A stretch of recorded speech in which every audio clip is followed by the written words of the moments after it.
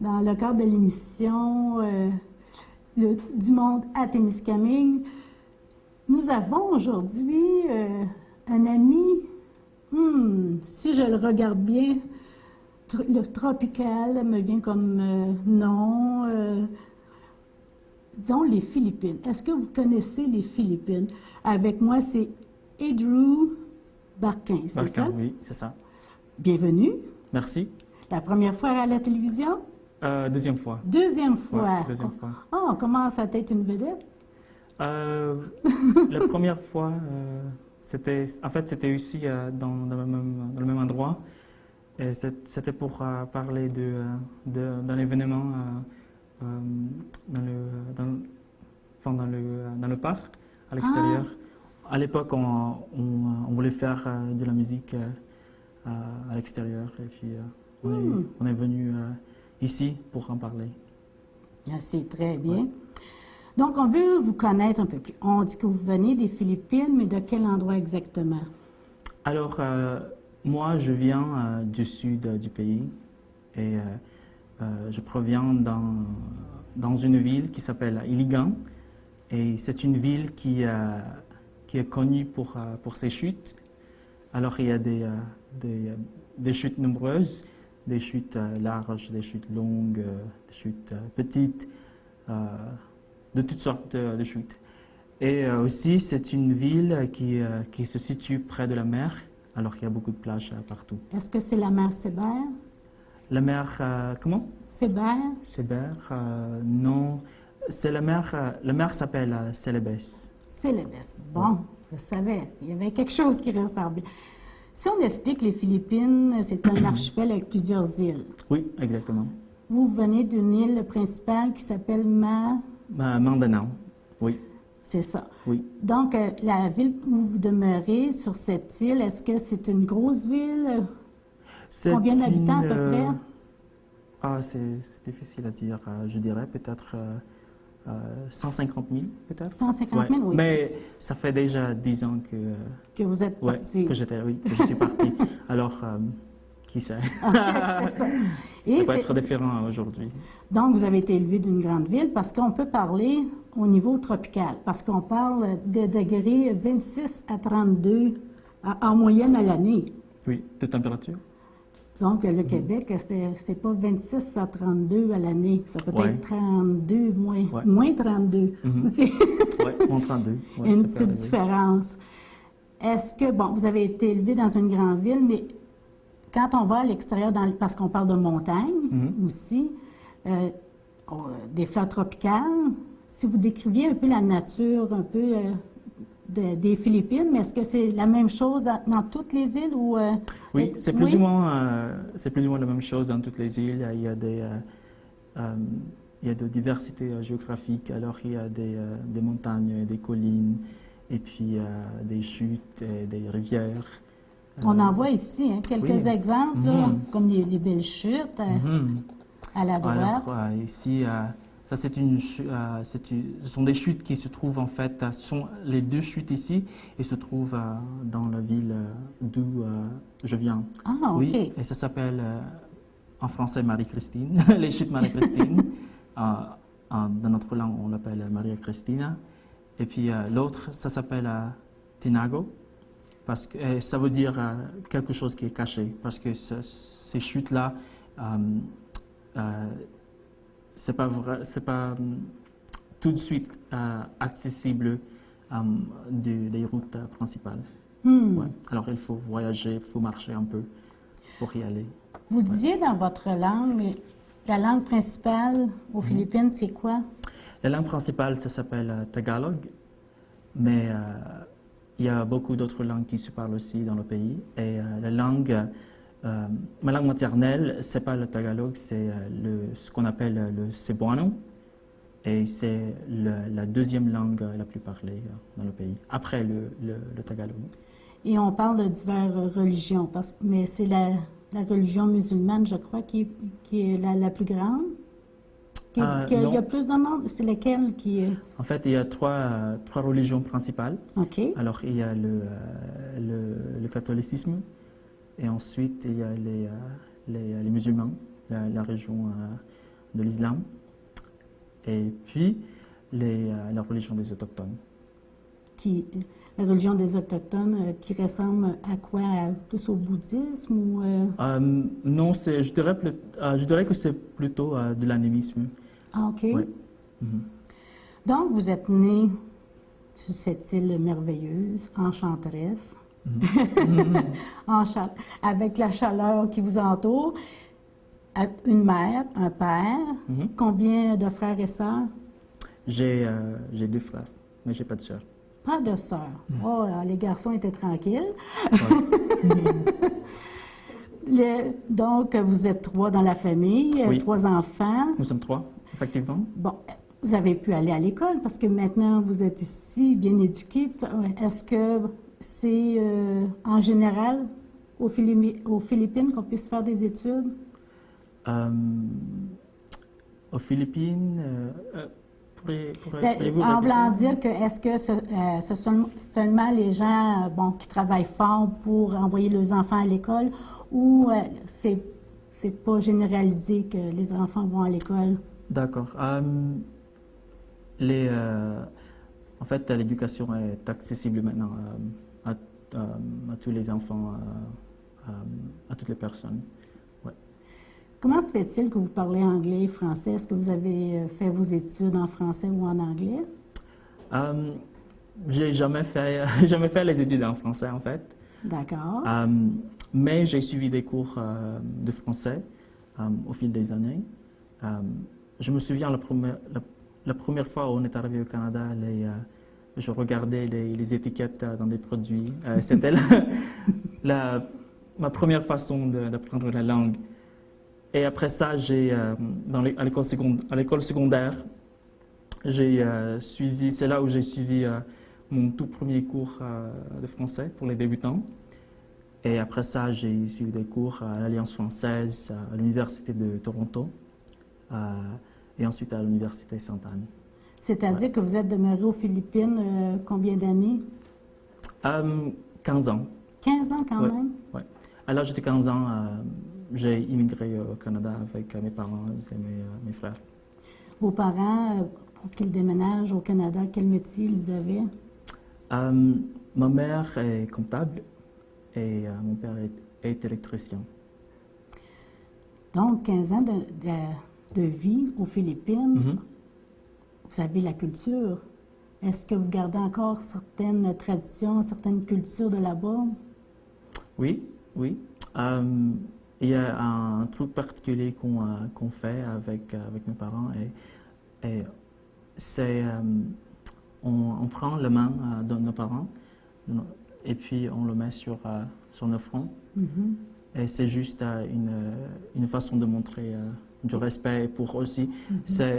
On peut le comparer comme le câlin quand on arrive chez nous et puis c'est pour faire savoir. Avec un peu plus de respect quand même.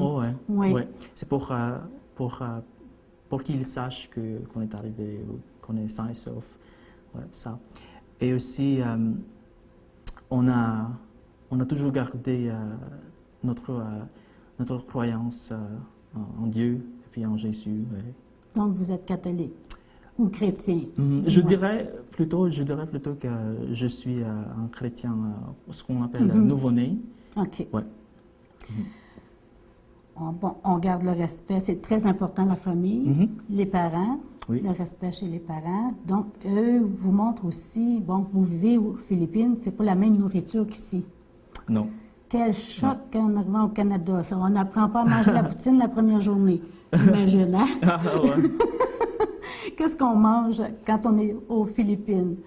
C'est surtout du poisson, parce que j'imagine on est près de la mer, donc ouais, c'est sûr. c'est des crustacés, du poisson. Ouais, oui, on mange beaucoup des fruits de mer, ce qui me plaît beaucoup. En fait, quand je suis arrivé au Canada, même ici à Témiscamingue, je cherche toujours les fruits de mer. C'est pas frais du jour.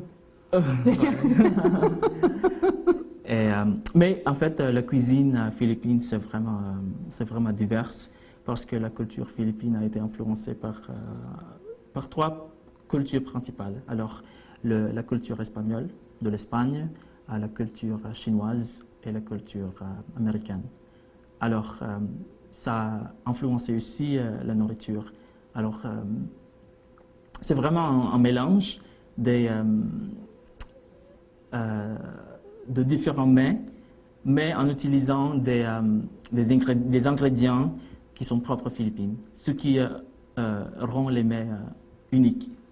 Il est meilleur, j'imagine, en Asie. Hein? Oui, elles sont bonnes. Ouais. Alors, on mange des nuits, par exemple. Mais le burger, la pizza, c'est pas...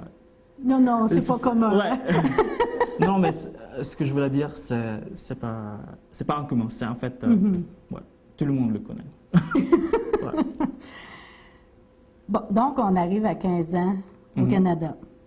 Là, c'est un choc. Premièrement, la température. Oui, la température. Ça doit vous manquer quand même, la température des Philippines? Dites-moi pas non, je ne vous croirais pas. En fait, non, je suis désolé de dire, mais pas trop. Pas trop. Pas trop. Mais ouais, beaucoup de personnes ne sont pas d'accord avec moi parce que s'ils avaient le choix, ils iraient dans des pays tropiques où la température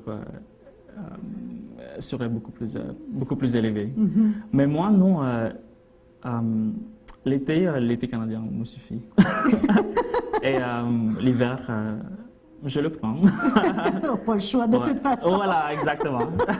De toute façon, on n'a pas le choix. Faites-vous des sports d'hiver? Oui. Je fais... c'est pas souvent, mais quand j'ai le temps, je fais du ski alpin. Et j'aime faire du traîneau, juste de diverses activités en plein air. Ouais. Vous avez 15 ans. J'imagine que la discipline et la façon qu'on est élevé aux Philippines, c'est pas la même chose que les jeunes de 15 ans du Canada.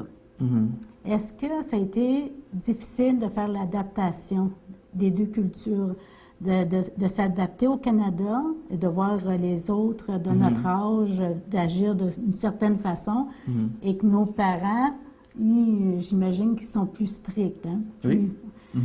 Et l'éducation est très importante aussi. Oui, l'éducation est effectivement très importante. Comment on fait pour adapter? Est-ce qu'on est obligé de faire le pont entre les parents et la compréhension du Canada? Est-ce que c'est vous qui le faites? J'aimerais d'abord répondre à ta question concernant la discipline. Et c'est intéressant parce que la discipline qu'on pratique chez nous, c'est fortement lié à nos croyances dans la Bible. Et puisqu'on partage les mêmes croyances, on peut se comprendre. Ah, ça c'est bien. Alors, c'est facilité. Donc, dans le fond, ce que vous me dites, si j'avais quelqu'un qui vivait aux Philippines auparavant et qui était de religion musulmane, on n'aurait pas la même compréhension que vous qui avez été au niveau chrétien. Oui. Ah, ben, c'est différent. C'est bien à comprendre ça. Donc, c'était moins difficile de ce côté-là. Oui, okay. C'était moins difficile parce que, comme j'ai dit, mes frères et moi, on gardait les mêmes croyances dans la Bible, dans l'importance de Dieu, notre relation personnelle avec Jésus. Et ça a beaucoup aidé. Mes parents, surtout. Ouais, mais nous aussi, cela nous a aidés. Parce que la façon dont on considère la discipline, c'était différent. Ouais. C'est un contexte de la Bible. Ouais.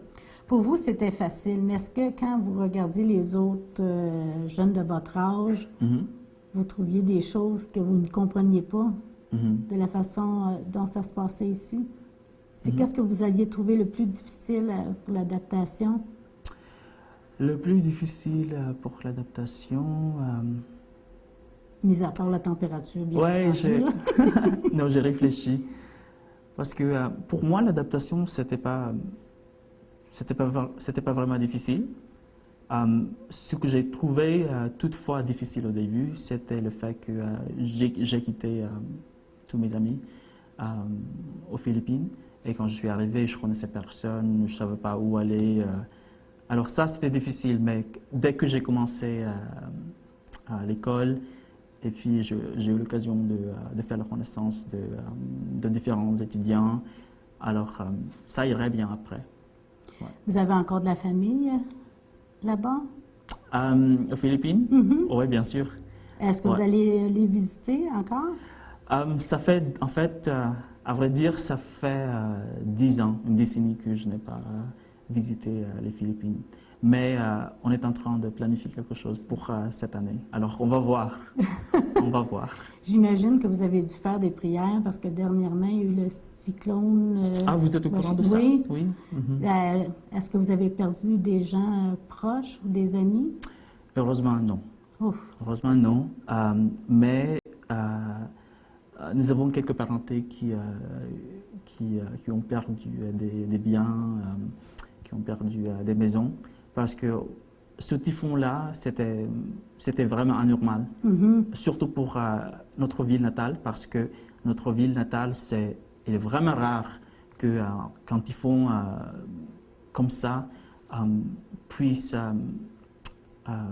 détruire beaucoup de bâtiments, de maisons. Alors c'était rare, mais c'était une tragédie. Ouais. Bon, là, on est au Canada, on s'est adapté, on s'est fait des amis, on fait nos études en anglais, ce que j'ai cru comprendre. Oui. En anglais. En anglais. Et on veut devenir quoi? Quand on étudie, est-ce que déjà au départ, vous saviez ce que vous vouliez faire? Ah, ça c'est une question intéressante parce que parce que j'avais préparé à cette question-là avant des entretiens pour des postes. OK. Alors, au début, je n'étais pas certain si je voulais faire. OK. Alors, dès à l'école secondaire, je savais que je voulais poursuivre la chimie parce que la chimie me plaisait. Mais je n'étais pas certain si j'allais poursuivre la chimie pure, alors la science, la chimie pure, ou la chimie appliquée. Ça, j'avais des doutes, je n'étais pas certain, mais finalement, j'ai décidé de poursuivre la chimie appliquée parce que je voulais savoir comment appliquer la chimie dans le vrai monde, plus que apprendre, plus de découvrir. Parce que si on reste, oui, exactement. On fait des recherches quand même dans la chimie appliquée, mais dans la chimie pure, on découvre de nouvelles connaissances. Mais cependant, dans la chimie appliquée, on applique ce qu'on sait déjà. C'est ça. Ouais, ça dit, application. C'est ça la grande, la grande différence. Alors, je voulais voir comment appliquer la chimie dans le vrai monde. Donc, là, c'est vraiment sérieux. C'est ça qu'on apprend. Et là, il faut trouver le premier emploi.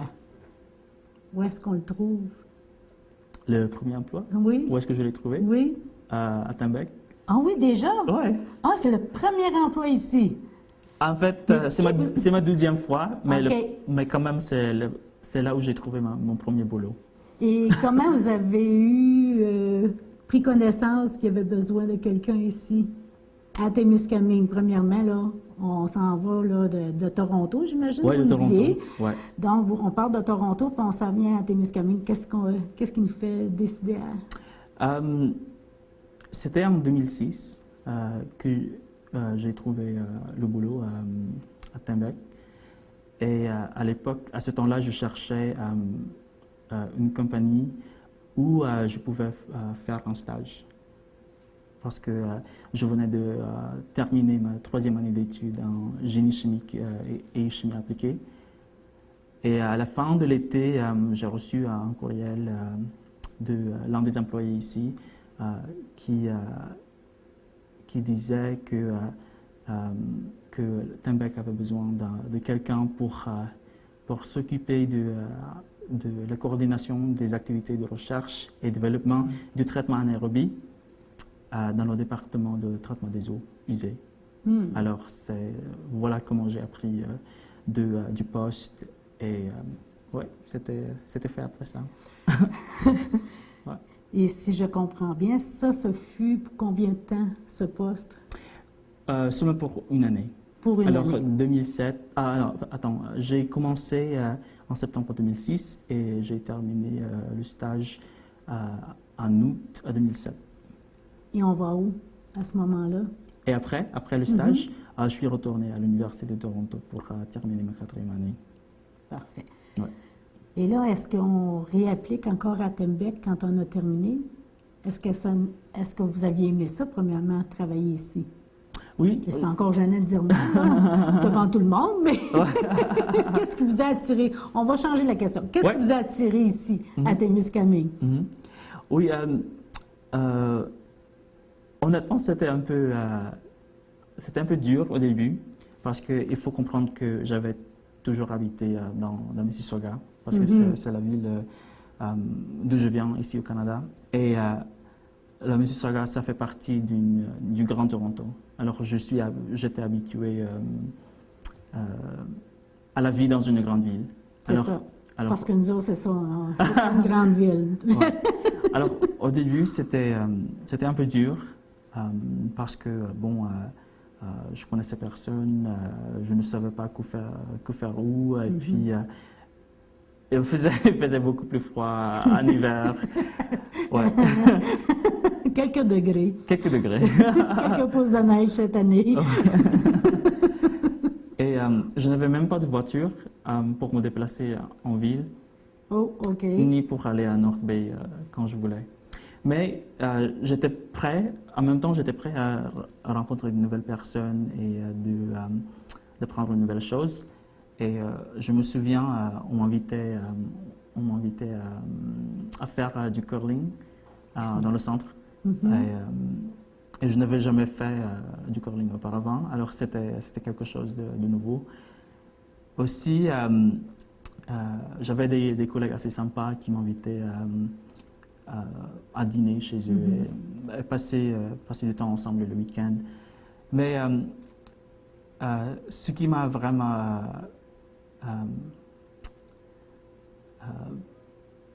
frappé, disons, c'est que j'ai découvert l'église communautaire de Témiscamingue, ce qui était intéressant parce que l'église partageait mon amour pour Dieu, pour Jésus et pour la Bible. Alors c'était super, super sympa.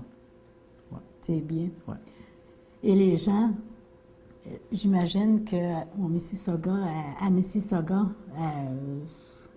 on est tous étrangers des grandes villes.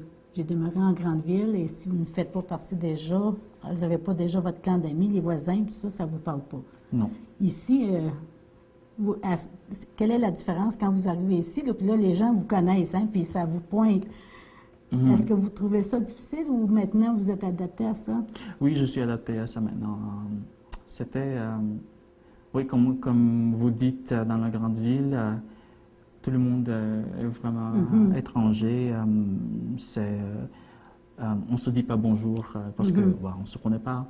Mais ici, au début, c'était un peu bizarre pour moi parce que tout le monde, on se croise dans les rues, on se dit bonjour, ouais, salut. Ok, mais je ne te connais pas. C'est qui cette personne? En fait, je me souviens une fois, je marchais avec mon frère. Et à ce temps-là, il était nouveau aussi à Témiscamingue. Et puis, je lui dis à la personne bonjour. Et puis, la personne a répondu bonjour aussi. Et mon frère m'a demandé est-ce que tu connais cette personne-là? Non, je ne sais pas. Non, c'est juste. Mais maintenant, on est habitué à ça. Et en fait, c'est sympa de se saluer dans les rues. C'est plus chaleureux. Oui, c'est plus chaleureux. Oui, exactement. On n'a pas la température de 32 degrés, mais 32 degrés dans le cœur. Oui, exactement. Ouais. Mais comment se fait-il que là, vous parlez de votre frère? Est-ce que vous êtes le premier, le deuxième, le troisième garçon, premièrement, chez vous? Je suis le premier. Je suis l'aîné. L'aîné. Ouais. Donc, j'imagine que si vous avez dit... C'est vous qui avez parlé de Tembec à votre jeune frère? Oui. Oui, c'est moi.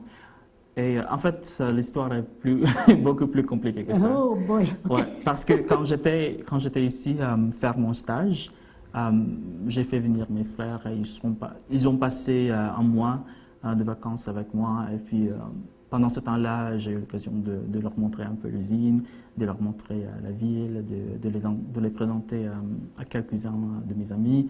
Alors, ils ont eu l'occasion comment se dit, de se raciner. Oui, de se familiariser. Oui, de se familiariser, voilà, exactement. Et alors, maintenant, il arrive que c'est le tour de mon frère de chercher du boulot pour son stage. Et je lui ai dit, pourquoi pas essayer à Tembec? J'imagine que vos parents devaient être plus en accord étant donné que vous êtes déjà là. Donc, vous allez prendre un peu soin et protéger votre frère. Oui, exactement. Étant parents et grands-parents, je sais de quoi je parle.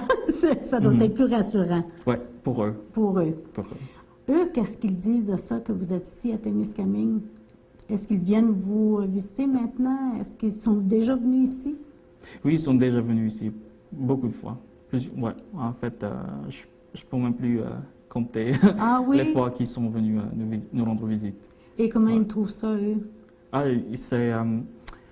Ils préfèrent, disons qu'ils préfèrent nous rendre visite en été. Je comprends pas pourquoi. Ouais. Non, parce que c'est beaucoup plus facile de conduire en été, tout d'abord. Et aussi, la météo, c'est beaucoup plus sympa à l'extérieur quand... Oui, parce qu'ils ne font pas eux-mêmes des sports d'hiver, voilà, de la motoneige. Ouais. C'est ça. J'imagine qu'ils n'ont jamais fait de motoneige. Non, jamais. Parce qu'à Toronto... Même ni de ski. ni de ski, OK. Ouais, non. Parce qu'à votre droite, est-ce que c'est justement vos parents, lors d'une des visites, qui vous ont amené ce cadeau? Est-ce que... Ou on peut le présenter? Oui. Non, c'est un cadeau que je pense que ma tante m'a donné il y a quelques années. Ouais. Et ce sont des pantalons de nuit. Ce sont des pantalons de nuit. En bon québécois, un beau pyjama. Ouais. Ouais. Un beau pyjama. Ça représente vraiment les Philippines, dans le fond? Oui, parce que, comme vous voyez, le motif, le thème, c'est vraiment tropique. Ouais. C'est pas ce qu'ils font. Donc, vous avez les fleurs. Est-ce que vous pouvez les présenter? Oui, en fait, j'aimerais juste montrer le fait qu'il y a des arbres, des palmiers, et puis une personne sur le hamac jouant de la guitare. C'est vraiment il s'agit de l'atmosphère très détendue. Et comme vous voyez, il y a des fleurs ici.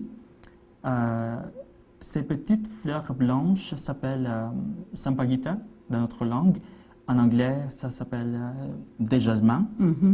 Et ça sent très bon et très fort, si fort qu'on le considère comme un désodorisant naturel. Oui, ouais. Ouais. Alors, oui, ces petites fleurs blanches s'appellent des sampaguitas. Et aussi, on voit des hibiscus, ces fleurs plus larges. Ouais. Et dernièrement, j'aimerais dire que ces fleurs sont répandues dans tout le pays. Ah oui? Oui. Alors, en fait, petit fait intéressant, le sampaguita, c'est la fleur nationale du pays. OK. La fleur du jasmin, c'est la fleur nationale. Okay. Du pays. Du pays. Comme à Hawaï, eux autres, c'est l'hibiscus jaune. C'est bien. Oui. C'est un très beau cadeau. Donc, vous allez retourner bientôt. Vous prévoyez... Est-ce que vous êtes fait une compagne ici au Canada maintenant? Est-ce que j'ai fait comment? Une compagne. Qu'est-ce que... Une compagne de vie. Une femme. Une fiancée. Oh, oui, OK, d'accord. Non, OK. Je pense qu'il n'y en a pas encore. Non, il n'y en a pas encore. Ouais. Si jamais vous décidiez que vous aviez une compagne, OK, une fiancée, oui. Est-ce que encore vous êtes obligé de la présenter à vos parents pour avoir l'accord? Ou maintenant, c'est... Mes parents sont flexibles. Sont flexibles. Sont flexibles. C'est ce qui est important pour eux, à mon avis, c'est que que ma fiancée, bien, ma future femme, partage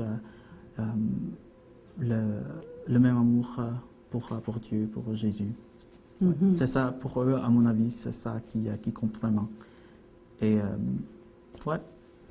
Et est-ce que vous prévoyez de demeurer si longtemps avec nous à Témiscamingue, de travailler pour Tembec pour très longtemps? Oui, aussi longtemps que Tembec me garde. Je pense que c'est bien parti. Ouais. Merci beaucoup. C'était très sympathique de faire l'entrevue avec vous. Et, en tout cas, pour ceux et celles qui ne vous connaissaient pas, ben, on vous souhaite la bienvenue. Merci. Merci encore. Oui, merci.